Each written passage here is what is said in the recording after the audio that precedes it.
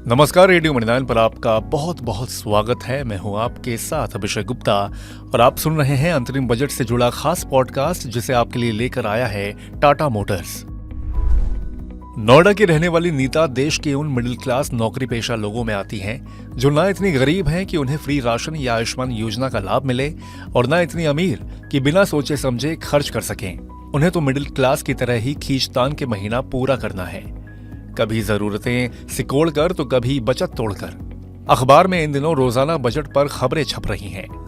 नीता भी सोच रही हैं कि क्या सरकार इस गारंटी वाले बजट में उन्हें कोई गारंटी दे पाएंगी। शीशा के सामने नीता खुद से बातें करने लगी। आखिर क्या चाहिए एक नौकरी पेशा को? यही कि टैक्स की स्लैब थोड़ी बड़ी हो जाए, कमाई पर टैक्स कम लगे, जिससे हाथ में 4 पैसे बचे।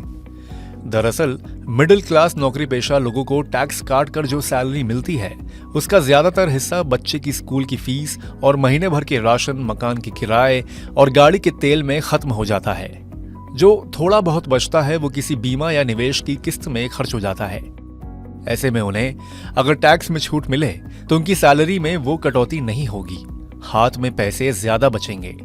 नीता के अक्स ने जवाब दिया, चुनावी बजट है, सरकार को वोट चाहिए, हो सकता है कि दे दें, उम्मीद लगाए रखो।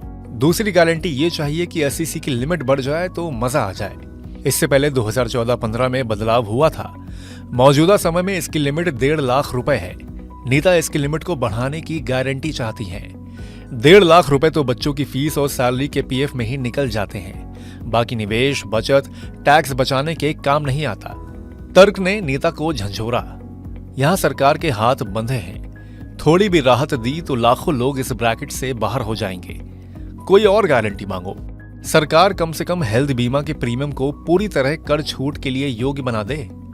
नीता प्रीमियम भरती हैं 40,000 रुपए, छूट की लिमिट है 25,000 रुपए। क्या सरकार ये भी नहीं कर सकती? आयुष्मान नहीं दे सकती सबको, लेकिन कम से कम हम बीमा लेने को प्रोत्साहित हों, इसके लिए इतना तो कर सकती है। कुल जमा नौकरी पेशा इतनी गारंटी चाहते हैं कि आयकर कम हो तो हाथ में पैसे बचे। दूसरा, जो निवेश कर रहे हैं उस पर टैक्स छूट मिले। तो आज के अंतरिम बजट से जुड़े स्पेशल पॉडकास्ट में बस इतना ही। बाकी इस श्रृंखला में कई और खास किस्से, कई जरूरी जानकारियां आपको हम बताएंगे। तो रेडियो मणिनाइन पर आप जुड़े रहें। फिलहाल के लिए मैं अभिषेक गुप्ता आपसे लेता हूं विदा।